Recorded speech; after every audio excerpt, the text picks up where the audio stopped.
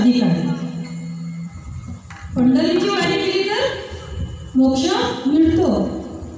म्हणजेच लक्ष 84च्या फेरीची सुटका होते. म्हणजे जन्म मरणातून आपली फेरी चुकते. म्हणून पंढरीची वारी करावी. विठ्ठल विठ्ठल.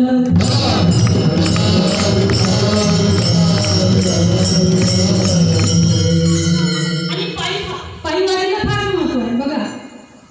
शास्त्रामध्ये पुरावे आहे. पुराव्याशिवाय बोलू नये माणसाला. रामायणात पुरावा आहे. ज्या वेळेला वशिष्ठ ऋषींनी दशरथ राजाला सांगितलं की तुला पुत्रप्राप्तीसाठी पुत्रकामेष्टी यज्ञ करावा लागेल. आणि बघा विभांडक नावाचे ऋषी होते. त्यांचा मुलगा होता शृंगी. त्याला यज्ञासाठी बोलावं लागेल. त्याच्या हस्ते यज्ञ करावं लागेल. काही हरकत नाही. काहीतरी आणि म्हणायला लागल्या दशरथ राजांना की आपण राजे आहात.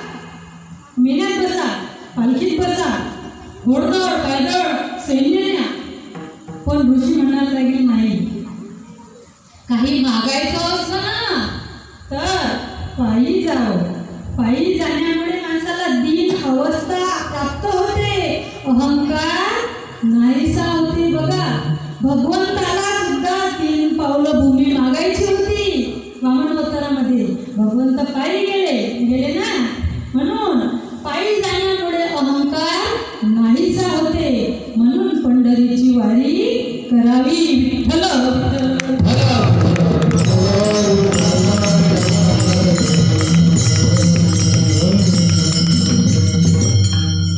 बरं. एकटे तुकाराम महाराज असली आपण किती कीर्तन ऐकतो, किती संतांचे प्रमाण आहेत, किती सगळे महाराष्ट्रातले संत सांगतात की पंढरीची वारी करा. पंढरीच्या पांडुरंगाचंच महत्व सांगतात. आता दुसरे दैवत नाही काय. पण पंढरीच्या पाठवी नामदेव महाराज, एकनाथ चंद्रब्रह्म एकनाथ महाराज, जगद्गुरु तुकाराम महाराज, निळूवाराय, सावतूवाराय, सेना महाराज सगळे पांडुरंगाचंच सांगतात जास्त करून पाठवी. कारण काय त्याचं उत्तर तुकाराम महाराज सांगतात की उदंड पाहिले उदंड किले उदंडावरीले क्षेत्र महिमे ऐसे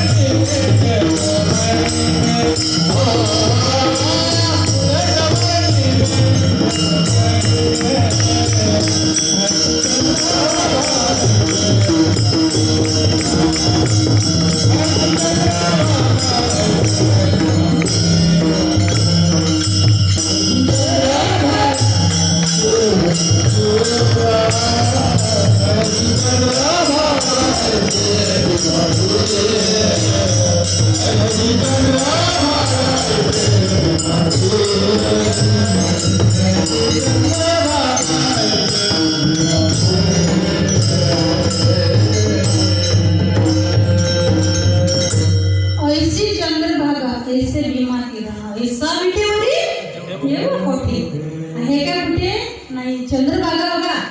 चंद्रभागेला एवढं महत्व की सपडही तीर्थे घडती एक वेळा चंद्रभागा डोळा देखली आहे. बघा चंद्रभागेचं जर नुसतं डोळ्यानं दर्शन घेतलं तर सगळ्या तीर्थांचं दर्शन घडते. आणि तिच्यात जर आंघोळ केली तर सगळं पाप नाहीच होते, धुवून निघते. आणि त्या पांडुरंगाचं दर्शन घेतलं तर मोक्षाची प्राप्ती होते. म्हणून पंढरीची वारी करा. विठ्ठल विठ्ठल.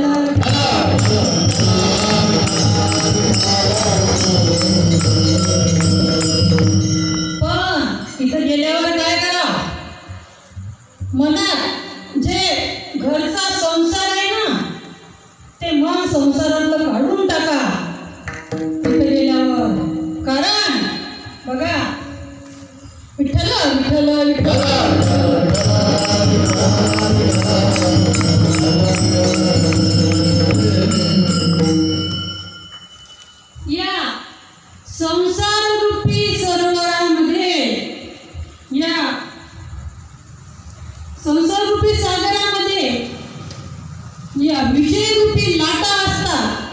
त्याच्यामध्ये हे मन जर अडकलं ना तर काय होते माहितीये काय?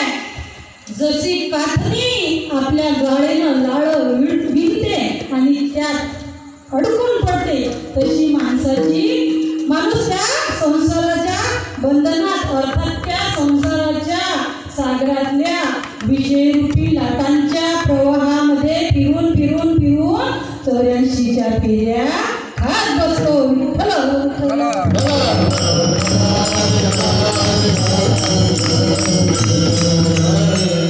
आणि हेच मनरूपी मोर ज्यावेळेस भगवंताच्या भक्तिरूपी बागेमध्ये पिसारा फुलवून नाचते ना, त्यावेळेस भगवंत कर्माचे बंधन तोडून टाकतो आणि मोक्षाची प्राप्ती करून देतो. विठ्ठल विठ्ठल.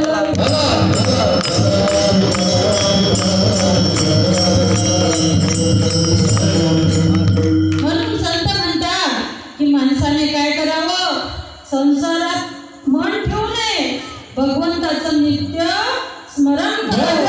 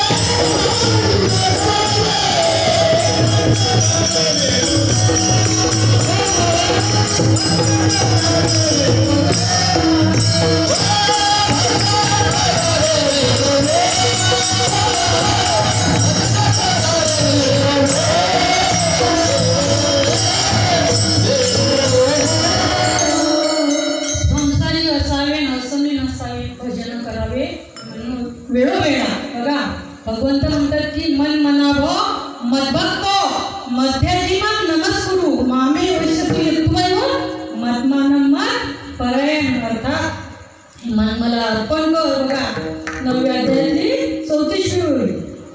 आणि असं किंवा 12व्या अध्यायात 7व्या श्लोकात तेच सांगतात गीतेच्या की तेषां समुद्रता मृत्यू संसार सागर भवानी नचिकात पावता मैया वेशित चेतसा.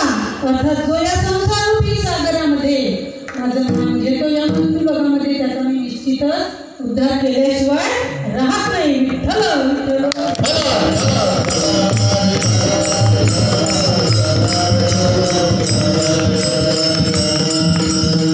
माऊलींनी ज्ञानेश्वरीत सुद्धा याचा अर्थ सांगितला की भगवंत म्हणतात जो मज होय अनन्य शरण तयाचे निवारी मी जन्म मरण याला गी शरणा शरण्य मीची एकू. विठ्ठल.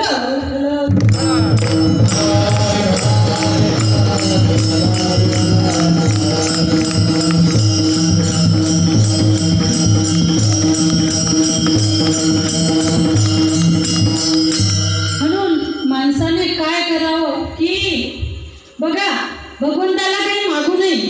आता आपल्या या भारतातच पाहतो किती तीर्थक्षेत्र आहे, किती आहे? भरपूर आहे. पण कोणी एवढी पैदल वारी करते काय? म्हणजे यावर्षी 20 लाख आहे ना संतोष दादा, 20 लाख लोक वारकरी होते म्हणतात. बघा इतर देवतांची उपासना केली तर ते ऐहिक सुखाची प्राप्ती म्हणजे जे आपलं नाशिवंत आहे, जे आपल्या देहाच्या उपयोगात आहे ते सुख देते प्राप्ती करून ते देवता. पण हा पांडुरंग परमात्मा असा आहे की हा अविनाशी आत्मसुखाची प्राप्ती करून देतो. विठ्ठल विठ्ठल.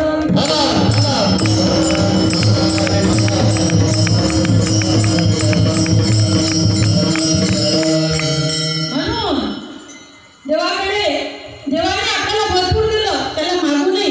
बघा देवाने हे सुंदर शरीर दिलं, 2 हात दिलं,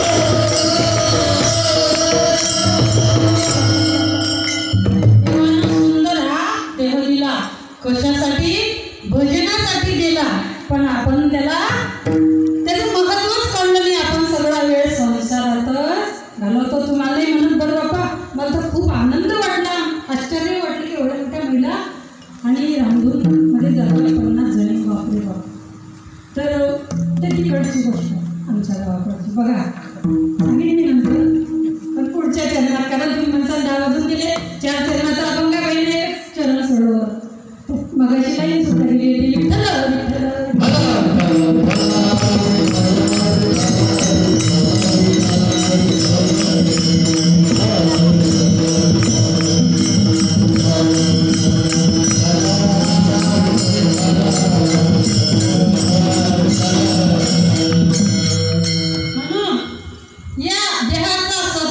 सदुपयोग कसा होतो की त्याच्या भजनासाठी इतर जन्म आहे बघा,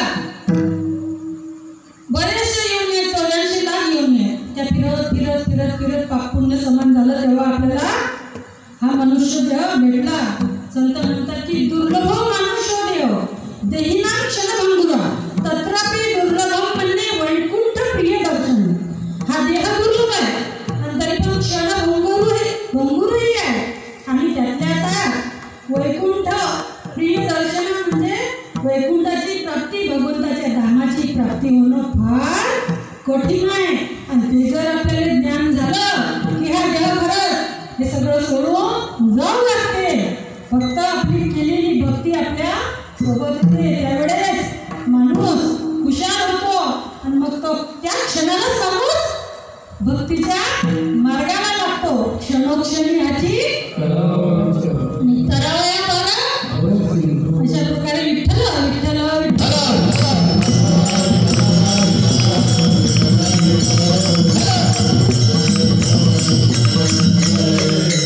तुकाराम महाराज म्हणतात की प्रत्येक क्षणाला आणि आपल्या मनाला उपदेश करा.